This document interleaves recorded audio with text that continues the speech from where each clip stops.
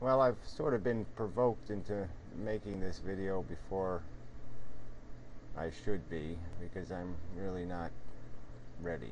I mean, I don't have all the ducks in order, so to speak. And so, anyway, the subject is meaning, truth, relevance. I mean, I had all kinds of different subject titles I was thinking about. Subjective living versus objective thinking, feeding the mind, noise versus nutrition. But anyway, I mean, there's been a lot of talk on the different message boards, and it usually, the end result comes to some interpretation of what it all means, or whether we have any control, or whether ideas have any control. Let me put it that way to narrow it down a little. And what you believe, whether it matters or it doesn't matter. And I would argue that it does matter.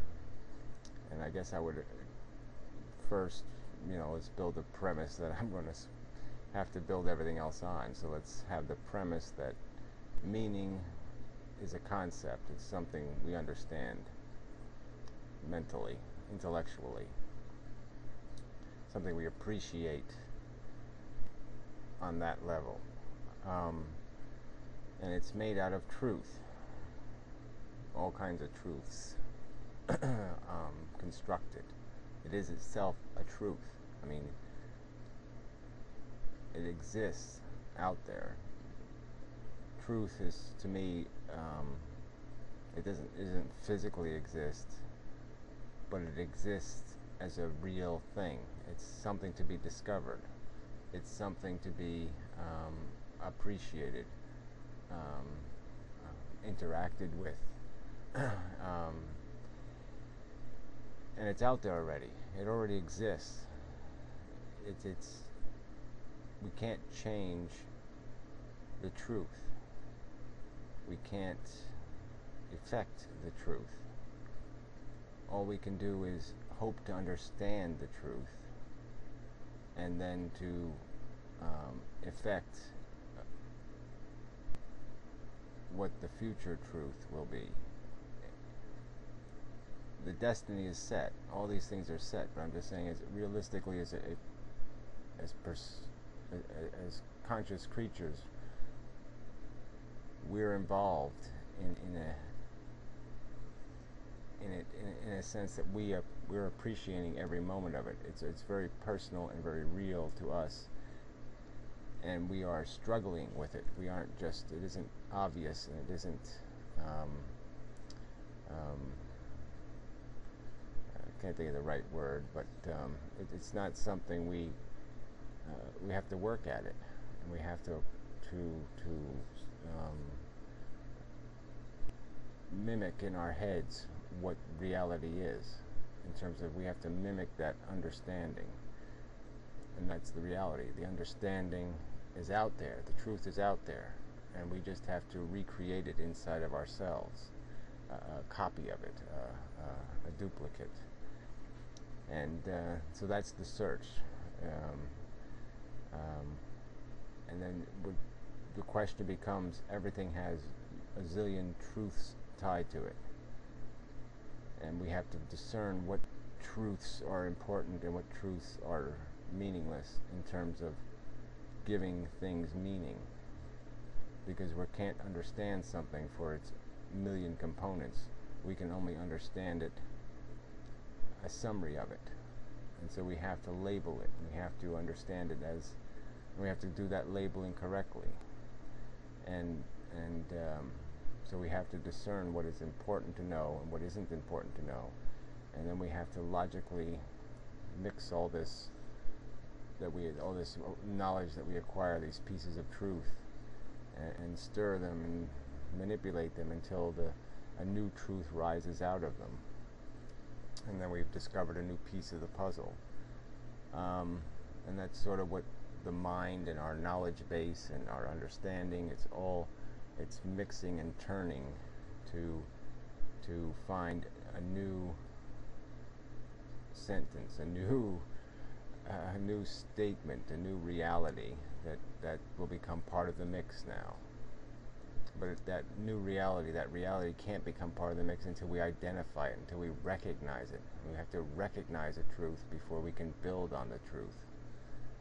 And, certainly you can acquire appropriate behavior. You can do the right thing for the wrong reasons, as they say. But the objective usually is going to be is to do the right thing for the right reasons. We're to acquire an honest and accurate understanding to act upon, to fulfill our destiny, or however we want to put it. It's all important, in my opinion. Meaning is a concept. It's important because, from our perception, the future isn't written, and how we act or how we don't act has a huge implication. And for me personally, intellectually, I understand.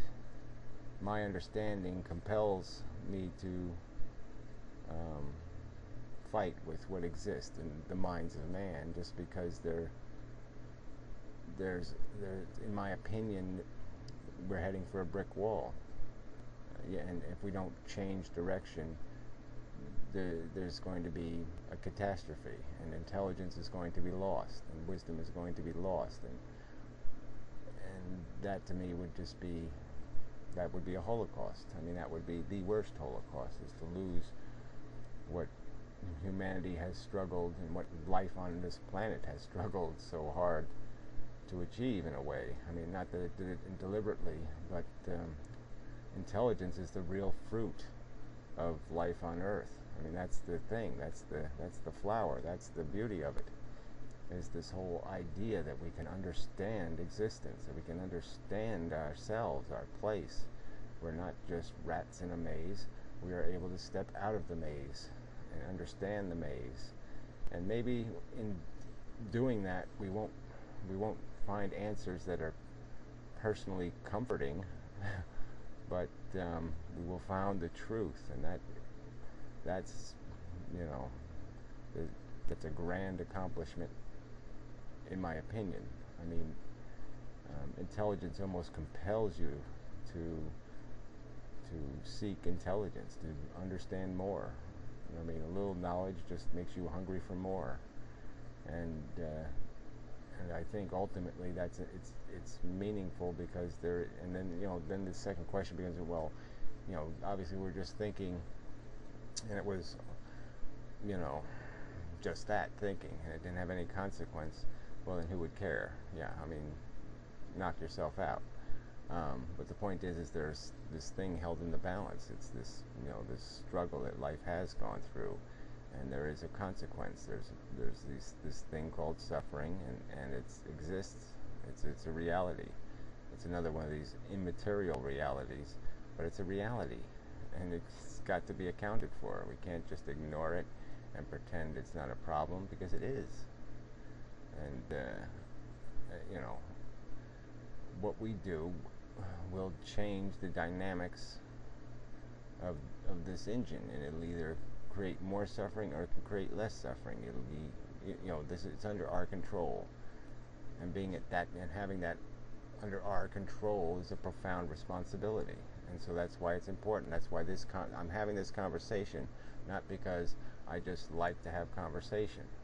I mean, that's not what it's about for me. It's about trying to influence and change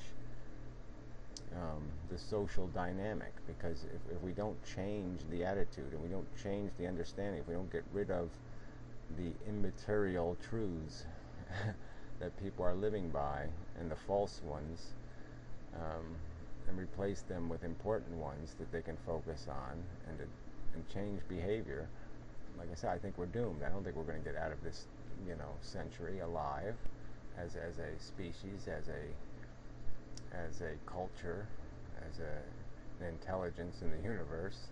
I don't think it's going to happen.